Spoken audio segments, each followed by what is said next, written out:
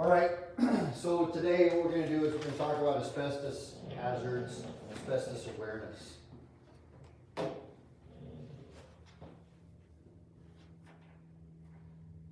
we'll just go ahead and get right into this here. First thing, what is it? Asbestos is a naturally occurring mineral. It's been used for centuries in heat-resistant applications. I remember hearing a story about some king that had an asbestos blanket in the Middle Ages, and he'd throw it on the fire and it wouldn't burn, and he'd amaze all of his guests and stuff. This is asbestos in its natural form. This is an asbestos rock. You can see that it's fibrous, coming straight out of the ground. It was commonly used in thermal barrier insulation, floor tiles, building materials, vehicle brakes, clutches, and some other things as well. It was routinely used in construction materials all the way up until 1981. So about mid-19th century, all the way up in the early 80s in the United States. I was looking through the United Kingdom's version of OSHA. They used it all the way up until the late 90s. But you're generally going to run into it, if you run into it, in renovations, demolitions, disaster cleanups, places like that. Here's the materials that you should presume contain asbestos. Number one is going to be thermal system insulation. If you look at the picture there on the right, that is a broken through and frayable asbestos, which means it can go airborne because it's been disturbed. And those are some kind of steam pipe, boiler pipe, something along those lines. So it's also was put in roofing and siding shingles, vinyl floor tiles, that like the incident over there at Geronimo School. I'm sure you remember that, Jose. Yeah. So plaster, cement, putties, caulk, ceiling tiles, pipe wrapping like what you see in that picture there, heat resistant textiles, and then some application in car brakes, clutch pads, things like that, places where it would build up heat and friction, all that.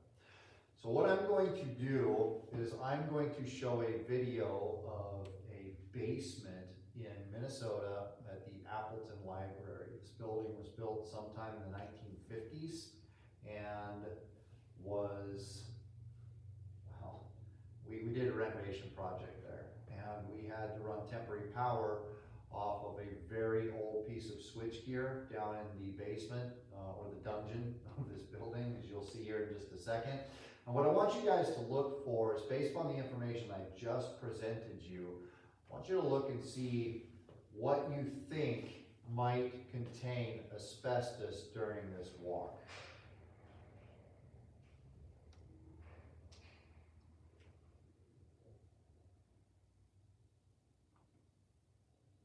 Cannot play media. Excellent. Why can't it play media?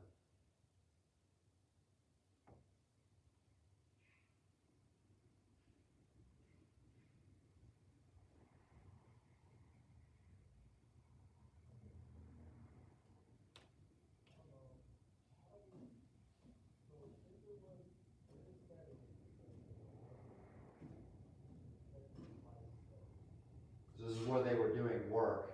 They were installing electrical lines outside of his crawl space. It's like a scary movie. I know, right?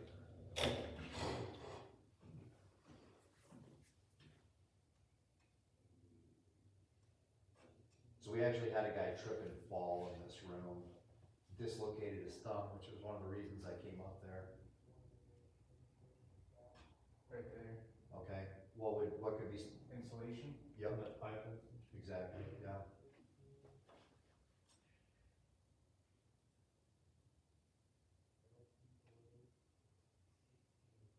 That's how he's getting up into that area there.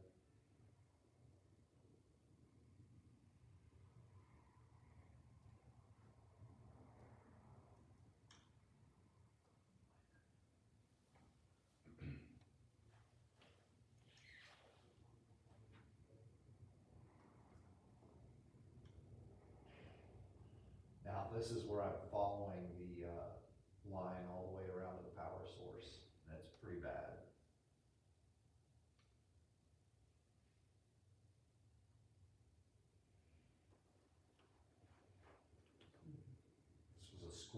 point in time too.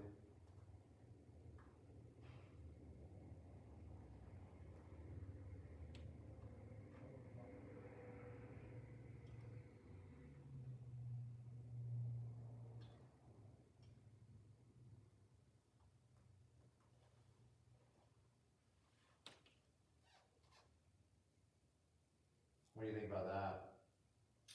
Full of it. Yeah.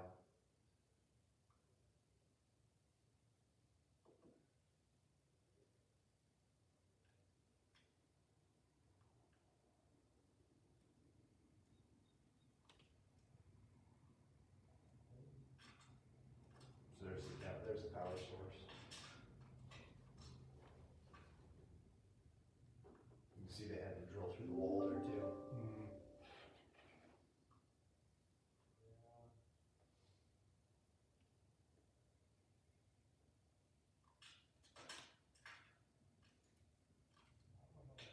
Tiles, right? Yeah. Ceiling Tiles, yeah, could be definitely one. What about the paint there? What do you think might be in the paint? Oh, yeah. Lead. Yeah, definitely. Did you see all those disturbed pipes? Yeah. I mean, you could just see that stuff in the air. Oh yeah, it's not good.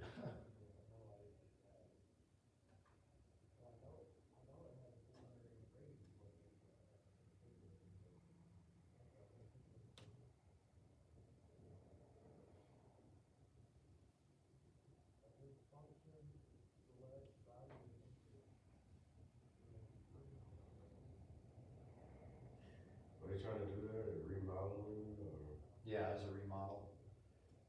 trying to demolish?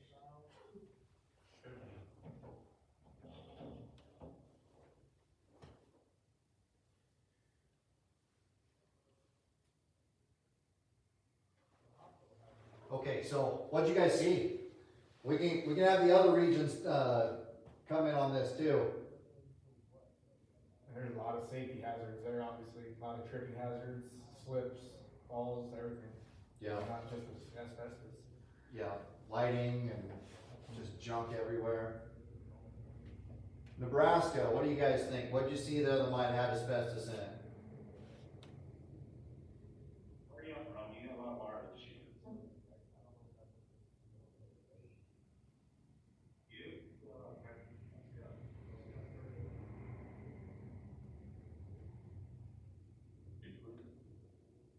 Not to go either, but great. Insulation on the old pipes. Yeah. Ceiling tiles, that might have been one. What about where they punched the wall, put the conduit through? Silica. There's silica, right? But when I was going through like building materials, what else could be in cement? Could be some kind of insulation or, I know they put some kind of filling in it sometimes that has asbestos in it. We ran into it at Litchfield High School when they're demoing out some walls. Yeah, yeah. What about reinforced concrete? They don't just reinforce concrete with rebar. What other materials are used to reinforce concrete? Something with, like lead in it, is that? Fibers. Mm. Fibers. So you can get fibers mixed into concrete, you know, even today, but back when they built this building, one of the common fibers that was used was asbestos, right? So really what it is recognizing the conditions where asbestos might be present based upon the age of the building, materials you're working with, that kind of stuff, right? So, there's a couple of things, that have to be done. Everybody knows the stop work authority part, right? Okay? We all have the ability to stop work, okay? Now, the contractor, the one we're working for, is supposed to provide something. What do you think that might be? Before we even step foot in there, what do you think that contractor is supposed to provide us? Warnings, warning signs, Okay, there could be HAZCOM related to it, what else? The, mags. Well, there's something total, there's so much more to that.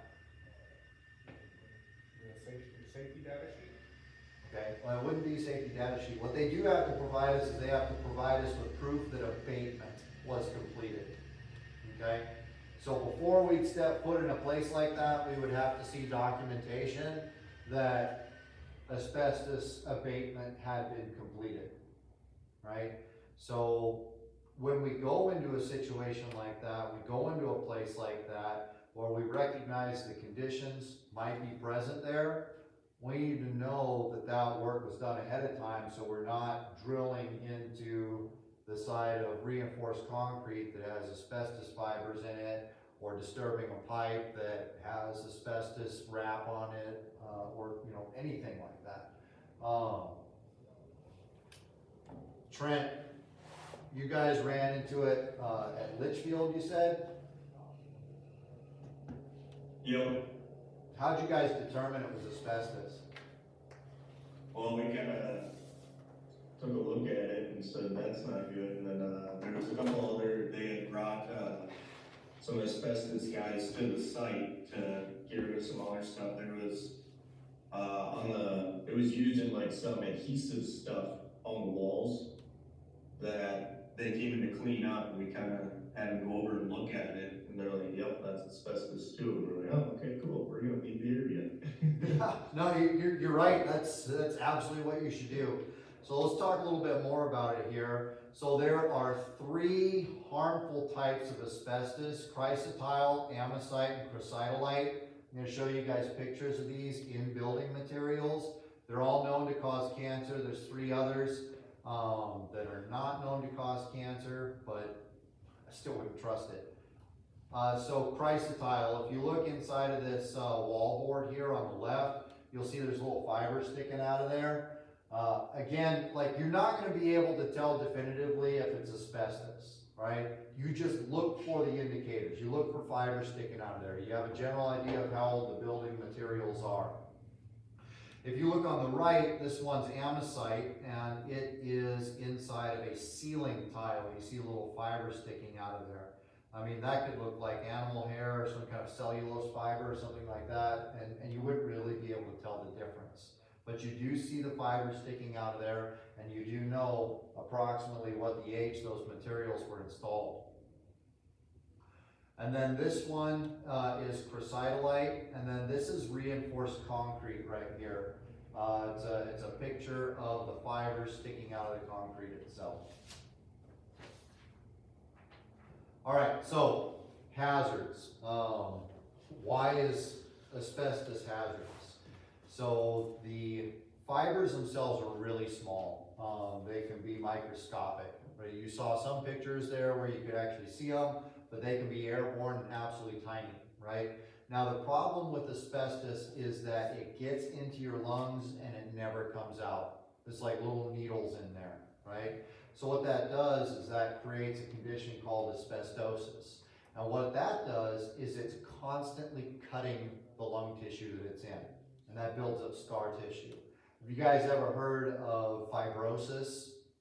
That's essentially what happens, is that material, it cuts your lungs to the point where it causes the scar tissue, which causes fibers to develop in the lungs. That tissue can no longer absorb oxygen, and eventually it leads to loss of lung function, disability, death.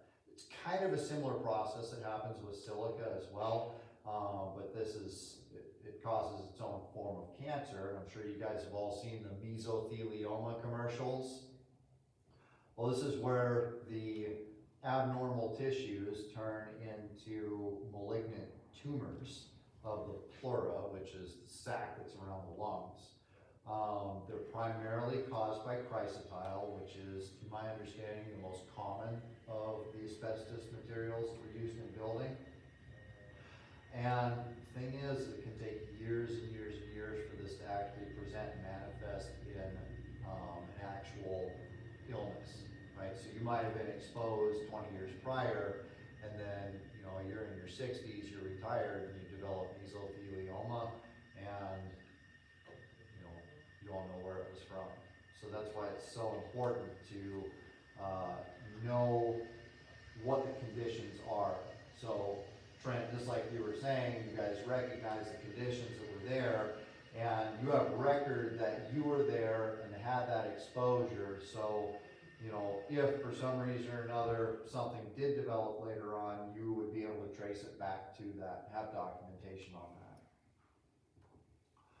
All right, so permissible exposure limit. This is how much OSHA says that you can be allowed to be exposed to. So during an 8-hour time-weighted average period, you can be exposed to 0.1 fiber per cubic centimeter of atmosphere, right? That is an infinitesimally small fraction of material, okay? And then for a 30-minute excursion, kind of like where I was walking through that area there, it allows for 1 fiber per cubic centimeter. So the way that is determined, I mean, obviously you can test for the material in a sample, but when it's airborne, there's some pretty extensive procedures have to be followed. They're going to set up a stand that has a filter device that's going to pull air through there, and then it's going to suction that through, and then they have to take it back to a laboratory and then analyze that sample to determine whether or not asbestos is present in the atmosphere. Make sense? And then monitoring is necessary to detect the exposure level, and a person has to be trained in it. It just can't be Joe Blow off the street. Somebody has to be trained as a competent person to be able to test for the presence of asbestos. All right, so hazard protection. So the first thing, one of you guys mentioned it was hazard communication. I think Stefan, you mentioned that. Imagine, and you guys have probably seen this before at job sites where they're doing asbestos abatement.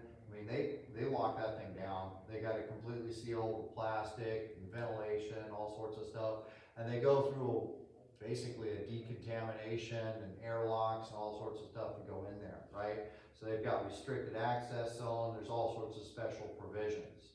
And there are requirements for personnel who's exposed above the permissible exposure limit. They got to go through training, they have to be enrolled in medical surveillance programs. It's not something that you want to walk into if you don't know what you're doing. So if you see these indicators on the job site, best is to stay away. All right. Now, another thing I really want to talk about here, because it's something that folks need to know, is if you smoke, it has a synergistic effect, which means that it's amplified by the presence of asbestos.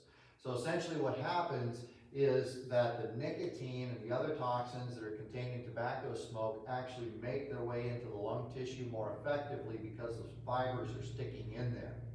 So if you smoke, you've been exposed to asbestos in the past or in the future, you're really lessening the amount of life that you get to live, right? So if you know that you've been exposed to asbestos, smoking is something you're going to want to stop, all right? So it's definitely not a good thing. It speeds up the process, it amplifies the mutation of cells, and makes that cancer just go that much faster. So here's the takeaways. These are the things I need you guys to remember, okay? Obviously, it's a naturally occurring mineral. It's not a man-made product, right? It was used extensively in construction for about 100 years, from the mid to late 1800s, all the way until 1981. Fibers invade lung tissue permanently. Once you got it, there's no getting it out. You need to know where you're most likely to be exposed to it. You also need to understand that permissible exposure limit is very, very, very small. So you don't even want to be around this stuff, okay? And then you need to identify those dangerous areas, like that basement that I went into, right? And then if you smoke, you know you've been exposed, you might want to stop, right? And then the last thing is, if you see something, say something. And to tell a very, very quick story on this is that we had some guys over at another project here in Lawton, right? So they drilled some core drills out, and then the plugs had fibers sticking out, kind of like in those pictures. And they were like, hey, we're not comfortable with this. So we stopped work, right? So that's stop work authority. You stop. Now, just stop work authority doesn't give you the ability to change the circumstances, but it sure as heck gives you the ability, just like Trent was saying, to be like, we're out of here until you get this thing fixed, right? Eventually, you know, we requested documentation from the contractor's dragging his feet on it, never did get the documentation. I took the sample up to Oklahoma City and got it tested.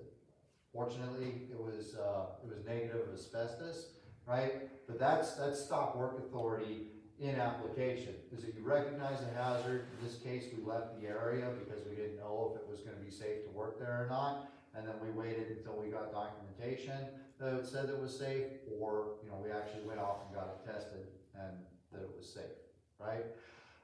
So what I'm gonna do now is we're gonna do a check on learning to make sure we retain some of the information here.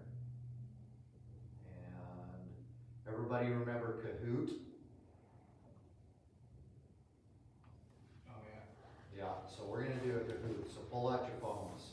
Those are phones? Pull out your phones.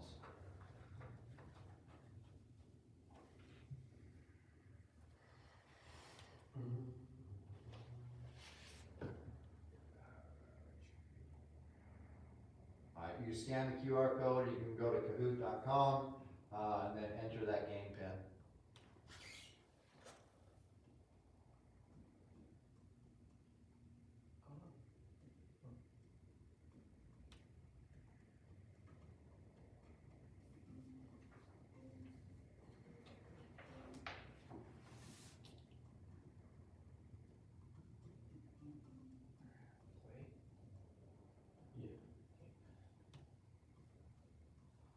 Thanks, your mom.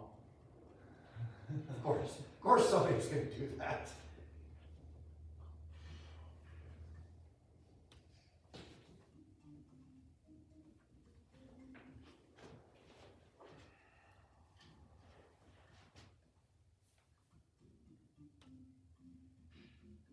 Should have one more. I'm trying to, Okay, since you've disconnected, we're trying to reconnect you now. okay. Alright, 1, 2, 3, 4, 5, 6, 7, 8, 10, okay. 11. Okay, we're gonna go ahead and start here. Jose, it ain't working for you? You type in the game pin or you just scan the code? I typed in the thing.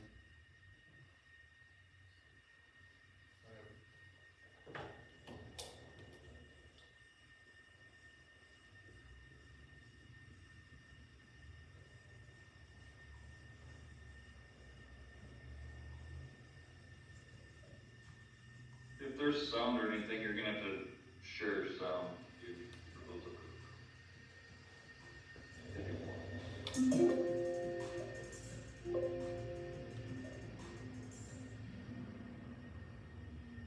Alright, remember frayable is where it is exposed and has the ability to go into the air.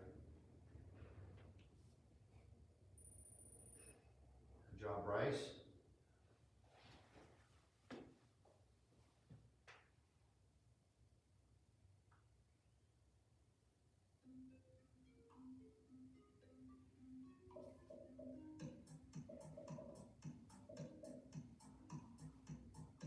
Five gallons. 5 gallons, yes, 5 gallons of asbestos. Alright, yep, that's right, 0.1 centimeters per, or 0.1 fiber per cubic centimeter. No, Stefan, you're moving up.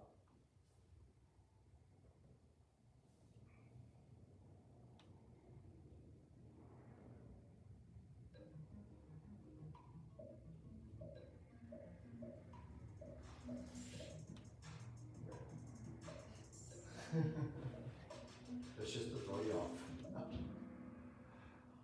Okay, it is false. You cannot positively identify asbestos by visual means. It's gotta go to a lab. Hit blue on it. That's right, because it's place. Oh. Yeah. Oh, Trent. Long down the street.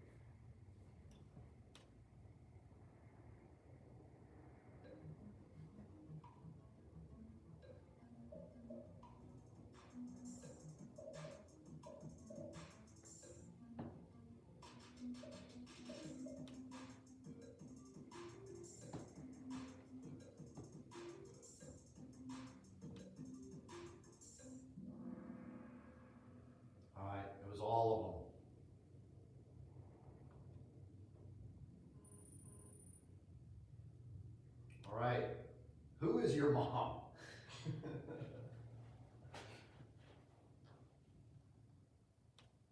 No? All right, you'll remain anonymous. Okay. Okay. All right, does anybody have any questions about asbestos, where you find it, or what the conditions would be, or stop work authority, or anything like that? None? Okay. I think I'll your be- mom is, What's that? I think your mom is Scott. Scott, is it Scott? Thanks, Scott. All right, I'll be sending you guys a DocuSign in your email later on, if you guys could sign it and get it back to me. Thank you.